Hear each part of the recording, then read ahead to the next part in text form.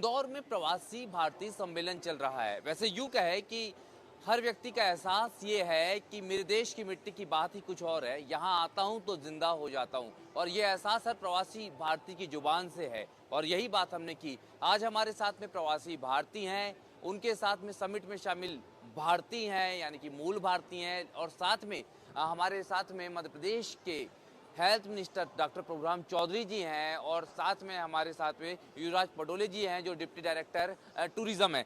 प्रभुराम जी के पास सबसे पहले चलते हैं। सर, ये जो आयोजन है ये लगभग 4 साल के अरसे के बाद हुआ, और कोविड जिसको सबसे ज़्यादा जिम्मेदारी आप ही लोगों की थी उसके बाद में हुआ। तो सबसे पहले जब ये हुआ तो एक खुशी थी लोगों की अपने मिलने की। आप लोग जब गए, आप लोगों की समिट हुई, सेशन हुई, कैसा रिस्पॉन्स था लोगों का?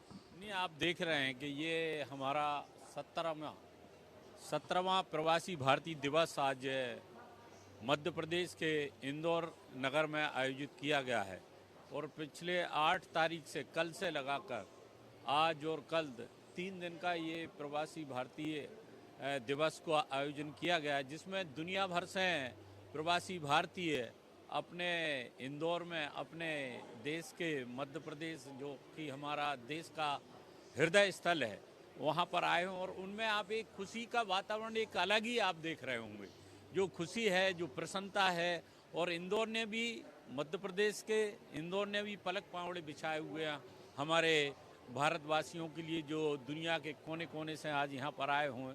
आपने देखा आज देश के प्रधानमंत्री आदरणीय नरेंद्र मोदी जी आए, वो भी कितना खुश थे। और उन्होंने इंदौर के बारे में, चाहे 56 हमारी दुकानों की बात हो, चाहे सराफा की बात हो, चाहे पोहे की बात हो, उसके बारे में भी बात की है। और जो प्रवासी भारतीय भी जो दुनिया भर से आए हैं, वो जहाँ खाने का भी लुत्फ ले रहे हैं और यहाँ पर आनंदित हैं, प्रसन्न हैं यहाँ पर। और हमारे हर एक क्षेत्र में कल युवा प्रवासी भारतीय का सेशन। अगर हम मॉरिशस की बात करते हैं प्रोग्राम जी, तो 70% आबादी वहाँ पर हिंदुओं की है। मूल भारतीय जो हैं वहाँ पर रहा करते थे, जो बाद में शिफ्ट हुए। अगर देखें तो जिस तरह की आप लोगों ने प्लानिंग की, लोग काफ़ी खुश हैं। सबसे बड़ी बात ये हुई जो विकास की तस्वीर बदली है, वो लोगों की आंखों को चौंधिया रही है। कहीं ना कहीं ये चमक महसूस हो रही है कि इंदौर और मध्य प्रदेश और देश इतना बदल गया है, और वो खुशी इन चेहरों पर नजर आ रही है। बिल्कुल निश्चित रूप से, जहां पूरे भारत में देश के प्रधानमंत्री नरेंद्र मोदी जी के नेतृत्व में जो विकास की गति बढ़ी है, और मध्य प्रदेश में मध्य प्रदेश के मुख्यमंत्री शिवराज सिंह चौहान जी के नेतृत्व में आप देख रहे हैं कि लगातार हम लोग विकास और प्रगति की ओर बढ़ रहे हैं।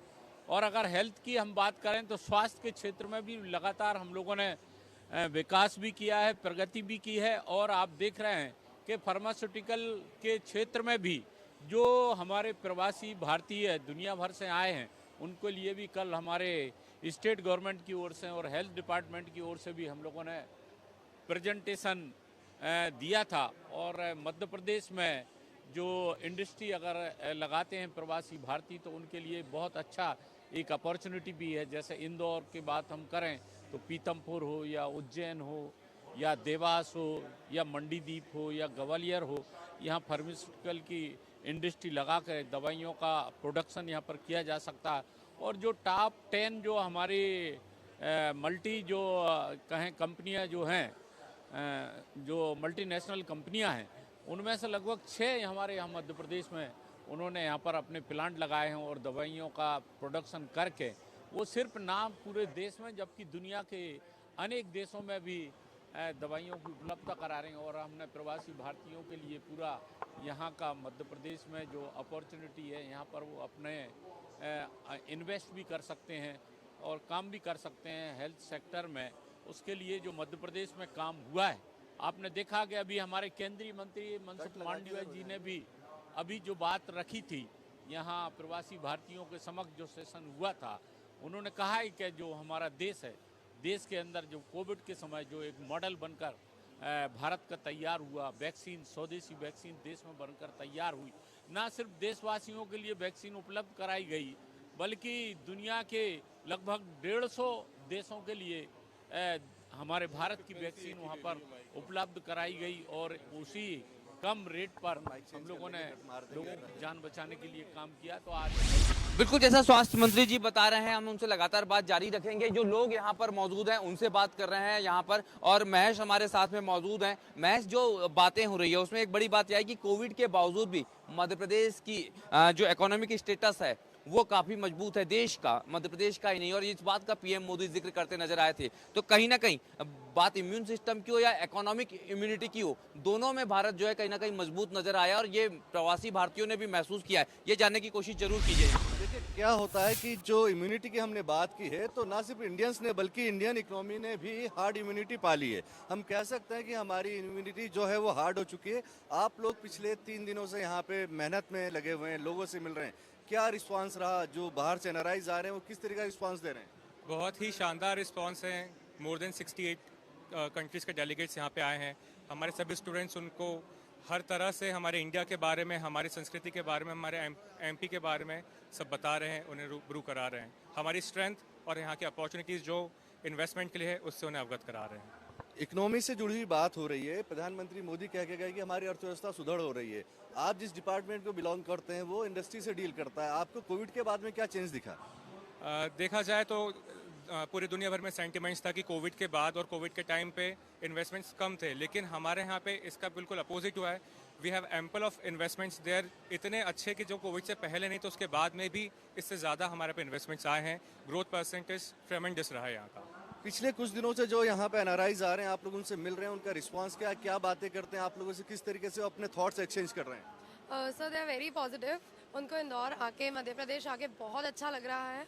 एंड सर जिस तरीके से हम सारे स्टूडेंट्स उनसे इंटरेक्ट कर रहे हैं, जिस तरीके से उनको सब कुछ बता रहे हैं, उनको हम पूरी चीज़ों से फेमिलियर करवा रहे हैं वापस, क्योंकि they have come to India after a long time. तो उनको वापस से इन सारी चीज़ों में सेटल करना, लैंग्वेज बैरियर एक जो होता है उसमें हम सब हेल्प कर रहे हैं, उनको कंफर्टेबल कर रहे हैं। And it's a very good experience for all of us कि उनका नॉलेज हमको वो शेयर कर रहे हैं। And they are very freely talking to us and sharing their information. एक बात कही जा रही है कि जो यहाँ पे एनआरआईज आ रहे हैं उन्हें यहाँ अपने घर जैसा फील हो। वो हमने फील कराया, इंदौर ने वो फील कराया, इंडियानों ने वो फील कराया। पर जब वो आपसे मिलते हैं आपको कैसा फील हो रहा है? हम सब के लिए ये बहुत अच्छा एक्सपीरियंस है कि हमको भी एनआरआईज के साथ इंटरेक्ट करने को मिला है, और उनको यहाँ फेमिलियर करवाने के लिए ये जो कल्चरल प्रोग्राम्स हुए हैं और अलग अलग तरीके के आर्ट्स है, तो उनको इंडिया का ओवरऑल व्यू भी मिल जाता है यहाँ से। तो ये बहुत सारी ऐसी छोटी छोटी चीज़ों का ध्यान रखा गया है कि उनको एकदम कंफर्टेबल फील हो। तो अनुराग, कहीं ना कहीं लोग यहाँ पे कंफर्टेबल फील कर रहे हैं, और साथ ही साथ ये ग्लोबल मीट जो है कहीं ना कहीं देश को आगे ले जाने का काम। बिल्कुल निश्चित रूप से कहीं ना कहीं ये जो इन्वेस्टर्स मीट है ये देश को, मध्य प्रदेश को, इंदौर को आगे ले जाने का काम कर रही है। सर अगर पर्यटन की दृष्टि से देखें, तमाम आपके काउंटर्स हैं, हरी एक बार फिर दिखाएं मध्य प्रदेश की वो झलकियाँ, चाहे पचमढ़ी की बात हो, भेड़ाघाट की बात हो, मध्य प्रदेश के मशहूर कान्हा टाइगर रिजर्व की बात हो, बांधवगढ़ की बात हो, सतपुड़ा की बात हो, तो यहाँ पर कहीं ना कहीं जिस तरह से ये पूरी परिस्थितियाँ हैं, खुद हम स्वास्थ्य मंत्री जी को और दोनों ही लोगों को यहाँ ले जाते हैं डेलीगेशन के साथ में। हम चाहेंगे कि बहुत ज़्यादा बेहतर लगेगा ये। लोग भी आपसे बात करेंगे यहीं पर साथ में। जिस तरह की ये पूरी स्थितियाँ हैं, अगर एक कन्वर्सेशन यहाँ पर हम लोग करवा रहे हैं, अगर हम बात करें तो यहाँ पर किस तरह से आकर्षित किया है, किन किन लोकेशंस को, साइट्स को लेकर ज़्यादा इंटरेस्ट नज़र आया है? देखिए, मध्य प्रदेश जैसा हम सब जानते हैं भारत का हृदय प्रदेश है, हार्ट ऑफ इनक्रेडिबल इंडिया हम कहते हैं।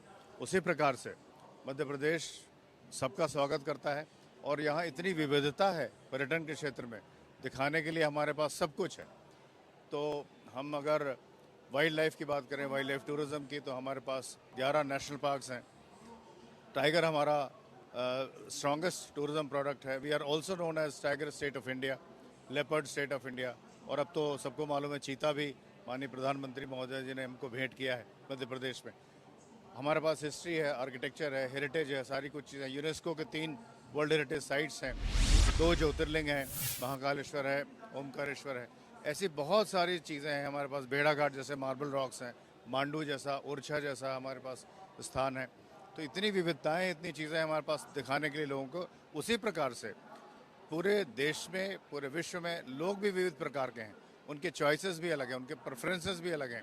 तो मैं समझता हूँ कि मध्य प्रदेश सभी को आकर्षित कर रहा है, और सभी के लिए कुछ ना कुछ यहाँ पर्यटन में हम दे रहे हैं। जब इन्वेस्ट एमपी की बात होती है और तमाम प्रवासी भारतीय जब यहाँ आए हैं, तो वो कौन कौन से सेक्टर्स हैं जहाँ पर ज़्यादा इंटरेस्ट अभी तक के नज़र आया है? क्या कुछ इस तरह का स्टडी सामने आया लास्ट 2 डेज़ में? जी, आपने कल्चरल लेन देखी होगी। कल्चरल लेन पे डिफरेंट डिफरेंट तरीके के कल्चर के लाइक जैसे बेल और डिफरेंट टाइप की प्रिंट्स, उसमें भी लोगों ने इंटरेस्ट दिखाया है, वहाँ पे आए हैं। और अलग अलग टाइप की लाइक इन्वेस्टर्स के लिए वो भी रखा गया है। हेल्थ सेक्टर्स में मेरे साथ में है, क्या कुछ ऐसे सजेशंस आए हैं जब आप लोगों के डिस्कशन कहीं हुए हों सेशन में या वैसे, तो क्या कुछ बातें आई हैं कि हेल्थ सेक्टर्स में किस तरह का इन्वेस्टमेंट्स आ सकता है? और कौन से सेक्टर्स में जिनको लेके ज़्यादा बातें आई हैं? जैसे कि अभी जो हमारे आपने कल्चरल स्ट्रीट देखी है, सेक्टर्स की बात कर रहे हैं आप। मुझे प्रभुराम जी हमारे साथ में लगातार हमारी उनसे बात हो रही है। सर, जिस तरह से देखा हमने, क्योंकि एक बड़ा सेक्टर अगर हम इसमें देखें तो वो है हेल्थ एजुकेशन को लेके। हालांकि ये विभागीय रूप से हम बात करें, लेकिन बहुत सारे जो छात्र हैं वो विदेशों में जा रहे हैं चिकित्सा की शिक्षा के लिए। लेकिन जो आज प्रवासी भारतीयों से हमारी बात हुई तो 3 से 4 ऐसे बड़े ग्रुप्स थे जिनने कहा कि अब उनको लगता है कि हिंदुस्तान में इन्वेस्ट करना ज़्यादा बेहतर है इस सेक्टर में, खासतौर पर एजुकेशन के सेक्टर में और हेल्थ एजुकेशन के सेक्टर में।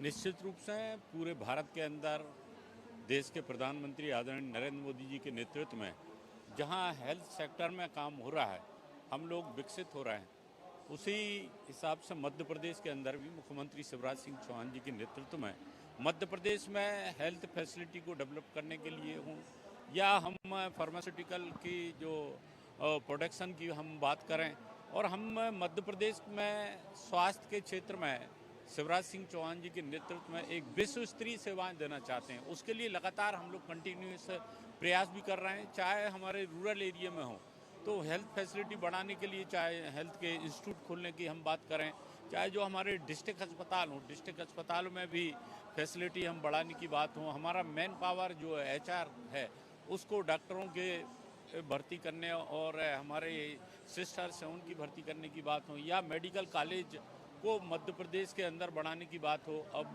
जैसा कि कल आपने सुना ही हुआ कि हमारे जो चिकित्सा मंत्री हैं उन्होंने कहा है कि हम PPP मॉडल पर भी मेडिकल कॉलेज खोलेंगे, जिससे हमारे डॉक्टरों की संख्या भी यहाँ पर बढ़ेगी। बड़ी चीज़ है जो बात होती है अध्यात्म की, साची से बुद्धिज्म की बात होती है, तमाम क्षेत्रों में कहीं ना कहीं जो विश्व गुरु भारत, उस कॉन्सेप्ट को PM मोदी आगे लेकर बढ़ रहे हैं। ये बात भी काफ़ी सारे लोगों ने कही है। निश्चित रूप से भारत विश्व गुरु के रूप में उभरेगा मोदी जी के नेतृत्व में, जो काम पूरे देश के अंदर चल रहा है। और आपने देखा कि जब कोविड के संक्रमण के दौर में जिस तरीके से भारत में और मध्य प्रदेश के अंदर एक मॉडल बनकर उभरा है, और जिस तरीके का मैनेजमेंट मध्य प्रदेश में मुख्यमंत्री शिवराज सिंह चौहान जी के नेतृत्व में हम लोगों ने किया, एक जनभागीदारी का मॉडल हम लोगों ने बनाया है। District crisis committee, block crisis committee, village crisis committee बनाकर डोर टू डोर सर्वे करके जो हमारे पॉजिटिव केस थे उनके घर पर मेडिसिन के किट उपलब्ध कराना, डॉक्टर्स द्वारा 2-2 बार बात करना। तो मध्य प्रदेश में हम लोगों ने स्वास्थ्य के क्षेत्र में कोविड के समय भी बेहतर काम किया है, और अब मध्य प्रदेश को और विकसित मध्य प्रदेश बनाना हम लोग चाहते हैं। आप देख रहे हैं कि जो फार्मास्यूटिकल के मामले में जो मल्टीनेशनल कंपनियां हैं, 10 जो टॉप मल्टीनेशनल कंपनियों में से 6 ने मध्य प्रदेश में यहाँ प्रोडक्शन यहाँ पर कर रहे हैं। और हमारा चाहे हम पीतमपुर की हम बात करें, इंदौर की बात करें, 270 ऐसे हमारी इंडस्ट्रियां हैं जो मध्य प्रदेश के अंदर मेडिसिन और फार्मास्यूटिकल यहाँ प्रोडक्शन बनाकर सिर्फ देश में नहीं दुनिया के अनेक देशों में मेडिसिन उपलब्ध करा रहे हैं। और लगभग 1 साल के अंदर अभी 10,700 करोड़ का प्रोडक्शन यहाँ मध्य प्रदेश के अंदर हुआ है। अचीवमेंट शुरू हो गई है, लेकिन जो एक विश्व गुरु भारत की जो बात है वो प्रवासी भारतीय बड़े गर्व से पूरी दुनिया में कहेंगे। ये बात आज उन्होंने कही है। युवाओं को क्या महसूस हो रहा है इसको लेके? मैं बिल्कुल विश्व गुरु बनने वाला है भारत, और प्रवासी भारतीयों का कहना है कि वो पूरी दुनिया में इस बात का डंका पीटेंगे। आप लोगों को क्या लगता है जब वो लोग यहाँ से लौटेंगे तो विदेशों में भारत का नाम कैसे बढ़ाएंगे? बिल्कुल, जैसे आप देख सकते हैं यहाँ पे एग्जीबिशन लगा है जहाँ पे भारत की पूरी कल्चर को दिखाया गया है। उज्जैन से लेकर ग्वालियर तक जो भी फेमस चीज़ें हैं वो यहाँ का टूरिज्म बढ़ेगा, वो वहाँ जाके बताएंगे कि उज्जैन में ये है, ग्वालियर में हमने।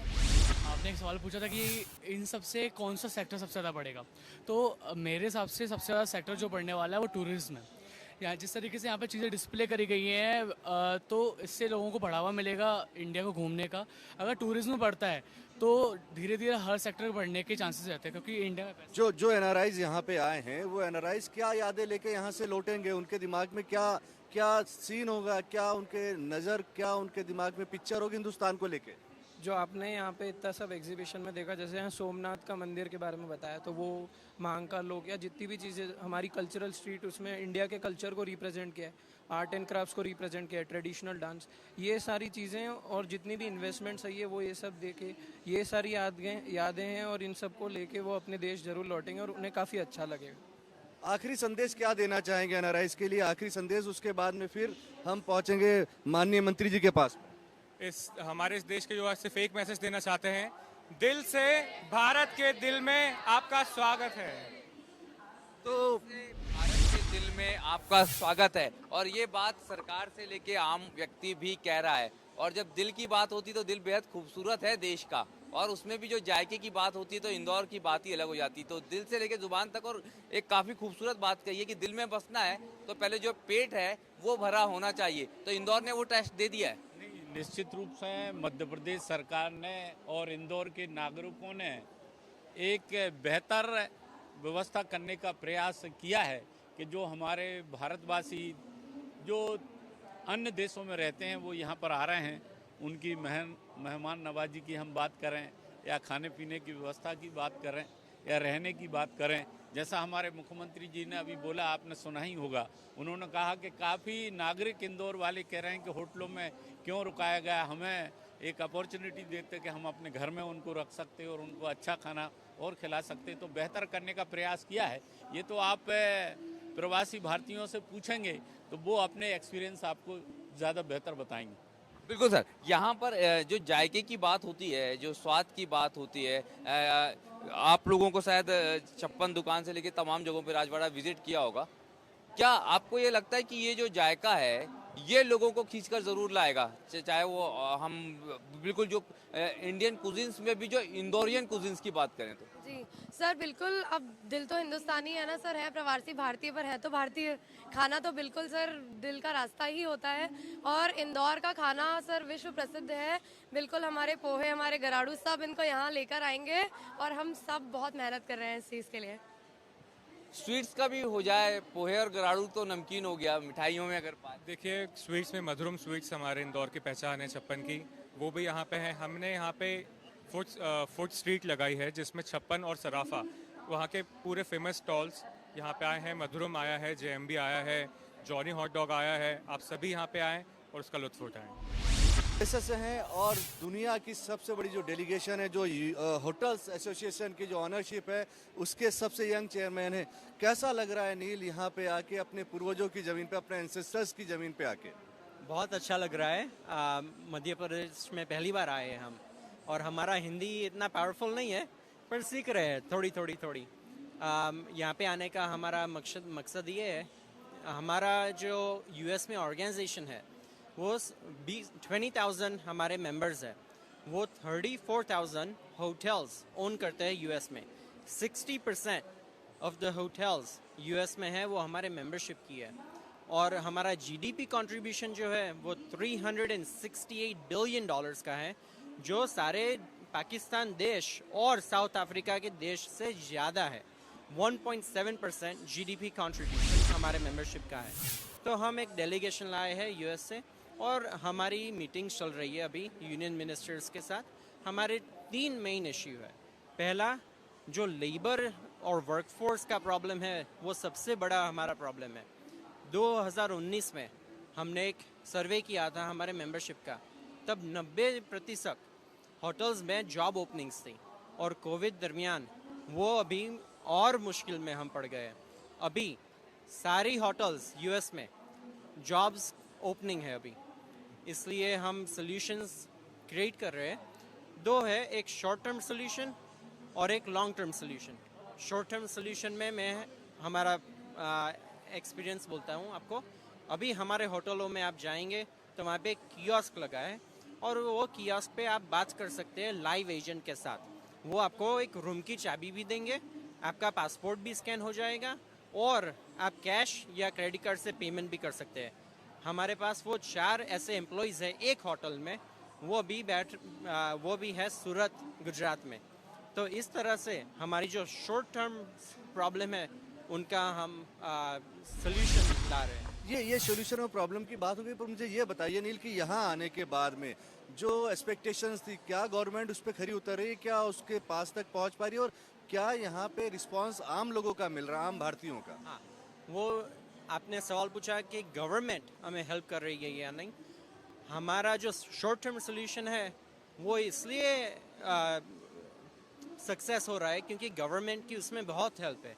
जो आप इंफ्रास्ट्रक्चर की बात करते हैं, अभी सूरत में हमारे यूएस से ज़्यादा इंटरनेट की स्पीड है और उसके वजह से हम सक्सीड हो पा रहे हैं।